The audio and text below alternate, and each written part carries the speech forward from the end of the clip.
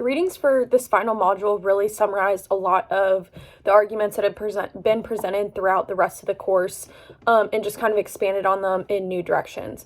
So the first reading was Technology versus Humanity, chapter number 11, which was titled Earth 2030, Heaven or Hell. And basically the author just kind of went through a timeline of how technology is going to progress. But one of the first quotes in the chapter was, while many of the seismic changes on the horizon are to be welcome, like working for a passion rather than for a living, several of the most basic privileges we once took for granted, like freedom of choice and consumption, and independent free will and lifestyle, could become vestigial echoes or the preserves of ultra-high net worth individuals, heaven or hell. And so the rest of the rest of the chapter just kind of expands on that. Everything is just getting connected at hyper speeds. And basically any privacy that we once had or choice of not being tracked is really disappearing quickly. So I'm going to kind of go through the timeline that the author put out. So he said, in 2022, my digital ego has moved to the cloud and is developing a life of its own. So it's basically just that like our thoughts and everything are just going to be tracked and triggered by computers and technology and just kind of stored in the cloud. The next one is, in 2024, we are constantly connected to machines and they are getting better and better at reading our minds. So essentially by 2024, offline is going to be the new luxury, and disconnection or refusal to share like personal data is going to be seen as like socially taboo or unacceptable, and in many situations going to be economically penalized. Then in 2026, automation is widespread, jobs are in decline, and social norms are being rewritten. Basically, human jobs are going to become extremely rare, and anything that can be digitized, automated, virtualized, or robotized is going to become more valuable all the time. It's seen as more efficient. Employers are just really going to like that hyper efficiency and choose technology over humans. In 2028, our lives have become tracked, guided, and curated. Free will and free choice are the preserve of the super rich. Essentially, there's no way out of not being tracked by 2028. And then in 2030, society is older, healthier, liberated from work, and pursuing meaning.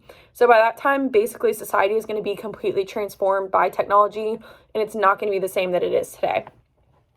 Then in the video, 2029 Singularity Year, Neil deGrasse interviews Ray Kurzweil, who is an inventor, author, and futurist, and has predicted in some of his books that by 2029, that's going to be the Singularity Year. Which basically means that computers will have all of the intellectual and emotional capabilities of humans, and they're essentially just going to be spiritual machines that are always connected to us, and that by 2030, our neocortex is going to be attached to technology and will communicate wirelessly to the cloud. And he compares this to when apes became humans, that transition, because the neocortex expanded. So he's saying it's the same thing of just continuing to expand. And then he also talks about how a lot of times the future is unpredictable, but we're able to project certain aspects of the future.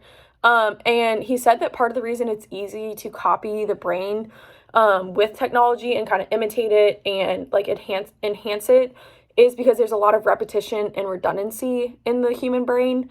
And so it's just very easy to copy. And also we get used to new technologies very quickly. So he said, even though people are there's a little bit of backlash right now, it's going to be very difficult for people to continue to push back on it. Then in the video, Can We Apply Human Ethics to Robots? It essentially just kind of introduces what robot ethics are. And it's essentially the same as technology ethics. And it talks about how researchers from all different areas like robotics, computer science, psychology, law, philosophy, and others are kind of uniting together to try to answer the question of what are the ethics of robots, and like kind of where is gray area, where's the line on certain things, who's going to be held responsible, everything of that nature. And initially, robot ethics was really only applied to military robots because they were designed to kind of kill and have that lethal force. But because robotics have grown so much, the robot ethics has expanded to all kinds of robots, especially those that interact with humans.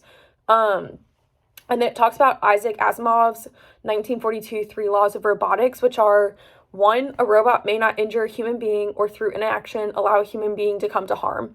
2, a robot must obey the orders given by human beings except where such orders would conflict with the first law. And 3, a robot must protect its own existence as long as such protection doesn't conflict with the first or second law. So they said that that's kind of a good like basis moving forward with robot ethics and kind of like starting to answer that question. And then they asked the question of like, once robots can kind of think for themselves, who or what is going to be held responsible? And a lot of people think that the ones who create them should be held responsible for what they're bringing into the world. And then some people actually argue that lethal robots should not be allowed and that they're unethical because they make mistakes more easily than humans. And then in the final chapter of Technology versus Humanity, which was titled Decision Time, the author basically just summarizes everything from all of the other chapters and just kind of his like overarching argument and his guidelines for the future. And so he once again says that he believes humanity will change more in the next 20 years than the previous 300 just because of that extreme exponential growth that is happening within technology. And he also said that the coming man-machine confluence will enable amazing wins for humanity and simultaneously threaten it. We must now become much better stewards of our invention and their consequences if we are to flourish. Basically, we all need to be on Team Human and really focus on asking the questions of like why, who, when, not just if and how we're going to do these things, and asking the purpose, not just about profits, because otherwise we're going to become the tools of our tools.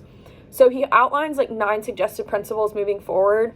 1, we need to become much better at understanding exponentiality and what it means for the future of humanity. 2, our toughest challenges are often the most incredible opportunities and vice versa. 3, we must become much better stewards of humanity. 4, technology has no ethics, yet a society without ethics is doomed. 5, beware. Exponential technologies often morph rapidly from magic to manic to toxic. Achieving a balance is essential. 6, we need to teach both STEM and core, which is compassion, originality, reciprocity, and empathy skills. 7, we need to retain a clear distinction between what is real and what is a copy or a simulation. 8, we need to start asking why and who, not just if and how. 9, we should not let Silicon Valley technologists, the military, or investors become mission control for humanity, no matter what country they are in. And he said to kind of follow these principles, we need to ask 7 essential questions, which are, will this technology inadvertently or by design diminish humanity? Will this technology further true human happiness? Does this technology have any unintended and potentially disastrous side effects? Will this technology give too much authority to itself or to other algorithms, bots, and machines? Will this technology enable us to transcend or go beyond itself, or will it make us dependent on it? Will humans need to be materially changed or augmented to actually use this technology? And will this technology be openly available, or will it be proprietary? So basically, he's just saying we all need to be on Team Human, and these are some guidelines and questions that need to be put in place as we move forward exponentially with technology. So I personally agree that we do all need to be on Team Human moving forward. I think that technology has become too invasive and it is growing way too rapid to not have more ethics and guidelines in place moving forward. And we really do need to think about human flourishing over profits. And then kind of just like the course connection as a whole, as I mentioned, chapter 12 was just kind of a summary of basically all of the videos, all of the readings in the entire book, and just kind of that final like argument, what we need to do moving forward. And I just think it was a really good summary of the entire class. Also, can we apply human ethics to robots video? Continued the discussion on the importance in developing ethics for technology, which I think, again, is something very important moving forward.